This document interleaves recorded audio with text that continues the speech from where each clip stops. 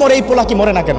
নাউজুবিল্লাহ, একটা কথা বলে ফেলেছেন, আল্লাহ পর্যন্ত কিন্তু পৌঁছে যাবে, সারা জীবন কান্না করবেন, কাজ হবে না।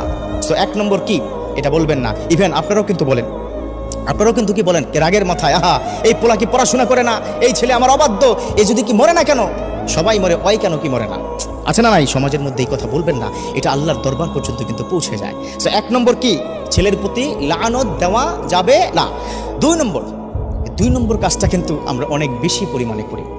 এই 2 নম্বর কাজটি করার কারণে আমার সন্তানটা নষ্ট হচ্ছে, সেটা হচ্ছে সন্তানের সামনে মিথ্যা বলবেন না বা তাকে মিথ্যা শিখাবেন না। একটা ছোট্ট উদাহরণ দিই, তখন আপনারা ক্লিয়ার হয়ে যাবেন। মানে বাবার কাছ থেকে তার কোনো আঙ্কেল টাকা পাবে, অর্থাৎ বাবার বন্ধু টাকা পাবে।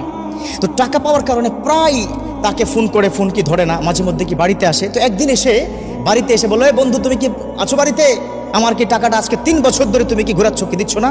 তখন ওই ছোট্ট বাচ্চাটাকে তার বাবা শেখায়, গিয়ে বলো যে বাবা ঘরে নাই। কথা কি বুঝতে পেরেছেন? আবার মাঝে মধ্যে কিন্তু এই ক্ষেত্রে আবার উল্টোটাও ঘটে। যেমন সে গেল, গিয়ে দরজা খুললো, দরজা খুলে বলতেছে কি ব্যাপার, তোমার আব্বা কোথায়? তখন ওই বাচ্চা ছেলেটা বলে বসে, কারণ সে তো মাসুম বান্দা, সে কি বলে বসলো, আব্বা আমাকে বলে দিয়েছে যে বলতে আব্বা কি ঘরে নাই। এবার কি বলুন তো কি অবস্থা? তো এই ধরনের দুর্ঘটনা ওই বাচ্চা যখন বুঝবে যে এই মিথ্যা, এই প্রতারণা করা যায়, তখন সে কিন্তু তার লাইফের বাকি অংশটুকু মিথ্যার উপর প্রতিষ্ঠিত হয়ে যাবে। একবার ওই সন্তানের সামনে যদি আপনি একবার মিথ্যা বলতে পারেন, আর মিথ্যাটা যদি আপনি সত্য মনে করে বলেন, তাহলে তার কপালে মহা বিপদ আসবে, কারণ এই সন্তানটা বিপথে যেতে দেরি হবে না। 3 নম্বর, এটা বর্তমান সময় সবচাইতে বেশি ক্রাইসিস হচ্ছে, বর্তমান সময় ফ্যামিলি ক্রাইসিস। সেটা হচ্ছে হাজব্যান্ড এবং কি ওয়াইফের মধ্যে যখন ঝগড়া হয়, সেই ঝগড়াটা কখনোই আপনার সন্তানের সামনে করবেন না।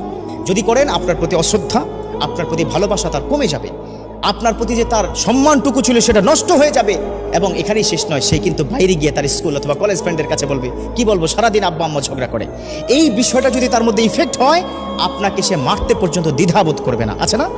সন্তান তার কি পিতামাতাকে কি মারছে? 1-2টা ঘটনা, অসংখ্য ঘটনা এই বাংলার জমিনে আছে। অতএব এই সন্তানের সামনে 3টা জিনিস। 1 নম্বর হচ্ছে সন্তানকে লানত করবেন না, তাহলে কপাল কিন্তু তার খারাপ হয়ে যাবে, খবরদার, তখন কান্না করেও শেষ করতে পারবেন না। 2 নম্বর হচ্ছে সন্তানের সামনে মিথ্যা বলবেন না, আসিদকু ইউযি ওয়াল কিযবু ইহলিক, এই মিথ্যাটা মানুষকে ধ্বংস করে দেয়, সে ধ্বংসের পথে তাকে ডেকে নেবেন না। 3 নম্বর হচ্ছে তার সামনে ঝগড়া করবেন না। ঝগড়া যদি করতে হয়, তাকে বাইরে ড্রয়িং রুমে অথবা ডাইনিং রুমে রেখে দরজা লাগিয়ে কি ঝগড়া করবেন, কোনো অসুবিধা নেই। এই 3টে জিনিস পারলে জীবন